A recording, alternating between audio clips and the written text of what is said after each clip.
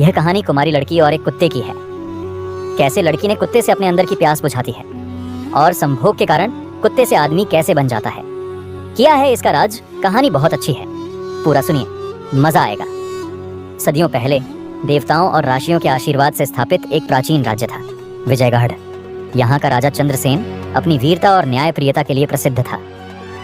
लेकिन उसके छोटे पुत्र राजकुमार विक्रांत का जीवन प्रेम और श्राप की कहानी बनकर रह गया।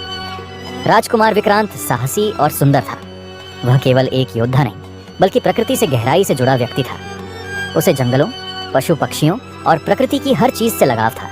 लेकिन उसकी किस्मत में प्रेम से अधिक पीड़ा लिखी थी। एक दिन जब विक्रांत शिकार पर निकला, उसने जंगल में एक रहस्यमयी स्त्री को देखा। उसकी आंखें गहरी, स्वर मोहक और रूप अद्भुत था।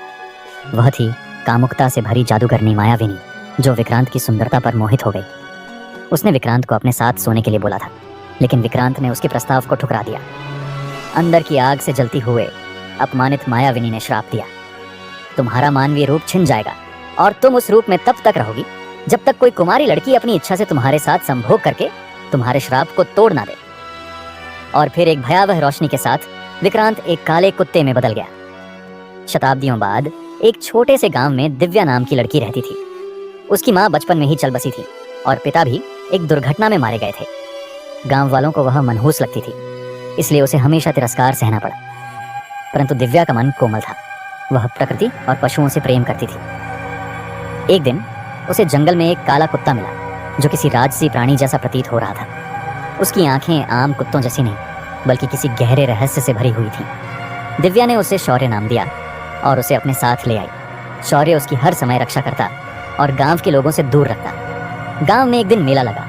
दिव्या भी वहां गई, लेकिन लौटते समय कुछ बदमाशों ने उसे घेर लिया। जब वे उस पर हमला करने वाले थे, तभी झाड़ियों से शौर्य छलांग लगाकर उनके ऊपर टूट पड़ा।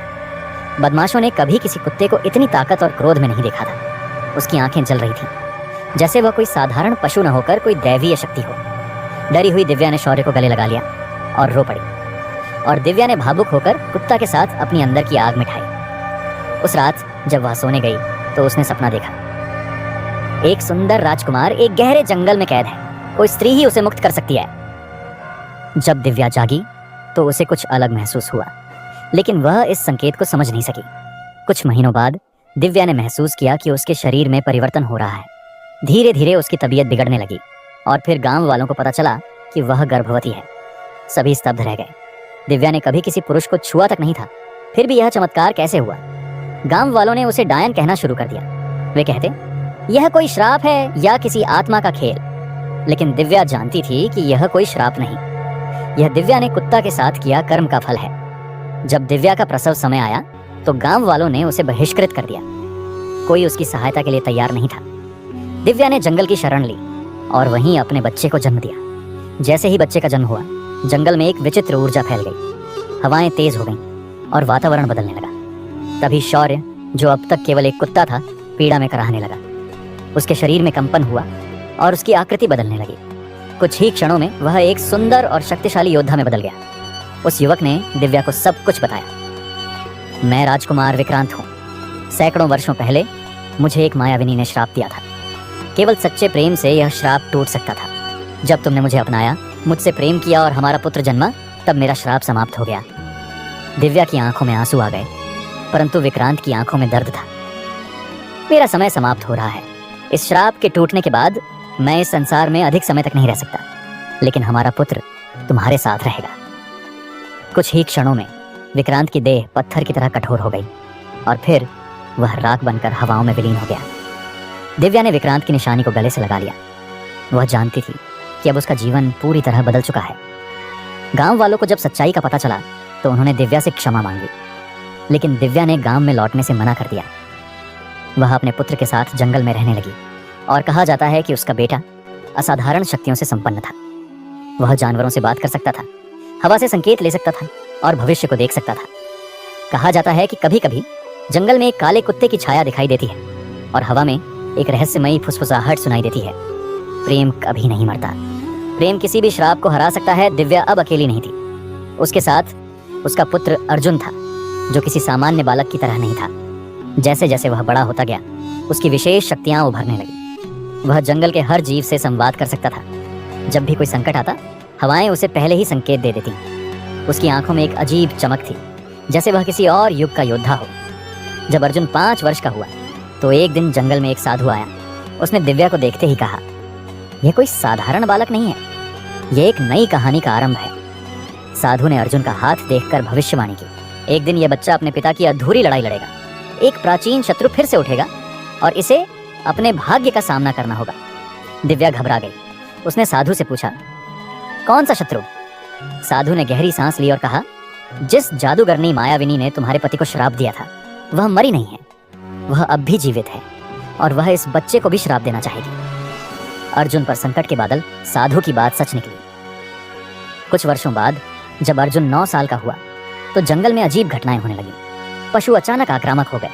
दिव्या के चारों ओर अजीब परछाइयां घूमने लगी। अर्जुन को बार बार अजीब सपने आने लगे, जिनमें एक स्त्री काले वस्त्रों में उसे बुला रही थी।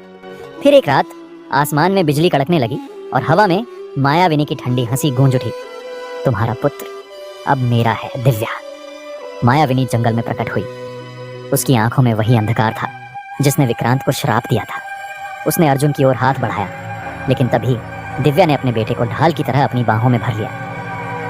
नहीं, इस बार मैं अपने परिवार को खोने नहीं दूंगी। मायाविनी हंसी, तुम क्या करोगी? तुम केवल एक सामान्य स्त्री हो।